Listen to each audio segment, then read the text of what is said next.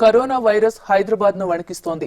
చైనాలో చిన్నగా ప్రారంభమైన కరోనా భయం ఇప్పుడు భారత్ ను వెంటాడుతోంది. ముఖ్యంగా హైదరాబాద్ లో అనుమానాలు పెంచుతోంది.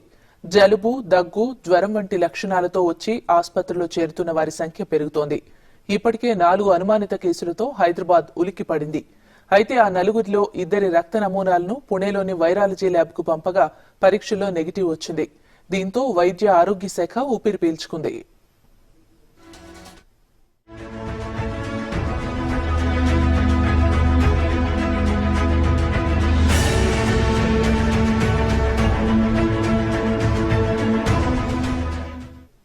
మరోవైపు ఈ ప్రమాదకరమైన కరోనా వైరస్ ను ఎదుర్కొనేందుకు రాష్ట్ర వైద్య ఆరోగ్య శాఖ సిద్దమైంది. ఇప్పటి వరకు రాష్ట్రంలో వ్యాధిగ్రస్తులను గుర్తించలేకపోయినా ఒకవేళ అత్యవసర పరిస్థితి వస్తే వెంటనే చికిత్స చేసేందుకు అవసరమైన ఏర్పాట్లు చేశారు అధికారులు. ముఖ్యంగా గాంధీ, జెస్ట్ హాస్పిటల్స్ లో ఒక్కో దాంట్లో 8 పడకల చొప్పున వెంటిలేటర్లు, ఇతర అధునాతన పరికరాలతో కూడిన ఐసీయూలను అందుబాటులో ఉంచారు.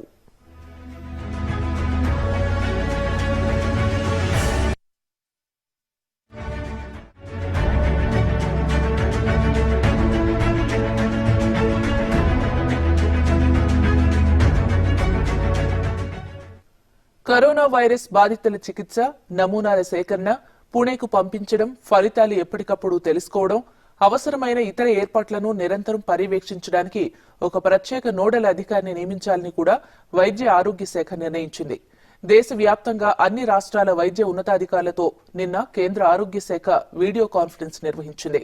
తెలంగాణలో కరోనా వైరస్ వ్యాధిగ్రస్తులకు అందించే చికిత్స ఏర్పాట్లను సమీక్షించేందుకు ఇప్పటికే కేంద్ర బృందం హైదరాబాద్ కు చేరుకుంది. ఆ బృందం ఇవాళ రాష్ట్ర వైద్యాధికారులతో భేటీ కానుంది.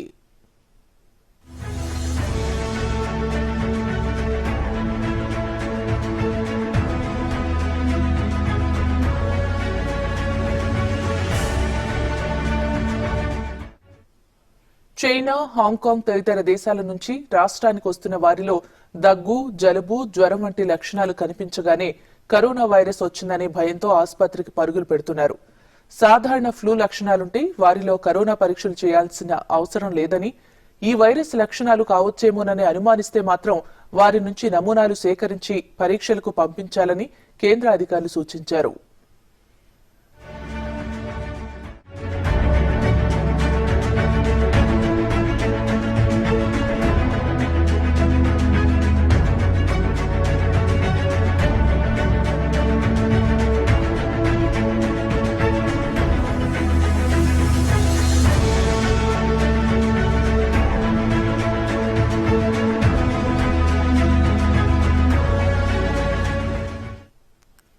చైనాలోనూ కరోనా రోజురోజుకు విజృంభిస్తోంది.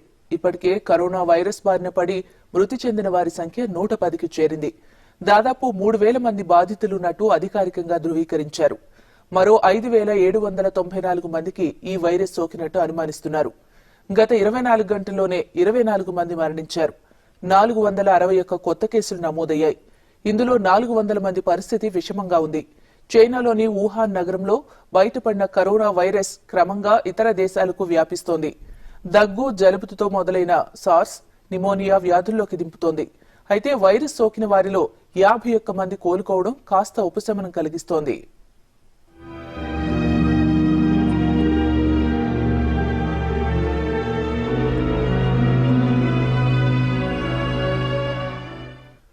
కరోనా వైరస్ ను నియంత్రించడానికి చైనా ప్రభుత్వం చర్యలు ముమ్మరం చేసింది. వైరస్ కు మూల కేంద్రంగా భావిస్తున్న వుహాన్ నగరంలో కొత్తగా ఇంకో ఆసుపత్రిని నిర్మించడానికి సిద్దమైంది. 2 వారాల్లోపు 1000 పడకలతో మరో ఆసుపత్రి కడతామని ప్రభుత్వం తెలిపింది. 2003లోనూ చైనాలో వైరస్ ప్రబలింది. సార్స్ వ్యాధితో సుమారు 800 మంది ప్రాణాలు కోల్పోయారు. ఇప్పుడు సార్స్ కంటే భయంకరంగా కరోనా విజృంభిస్తోంది. రోజు రోజుకు బలం పుంజుకుంటూ 10 మందిని కాటేస్తోంది.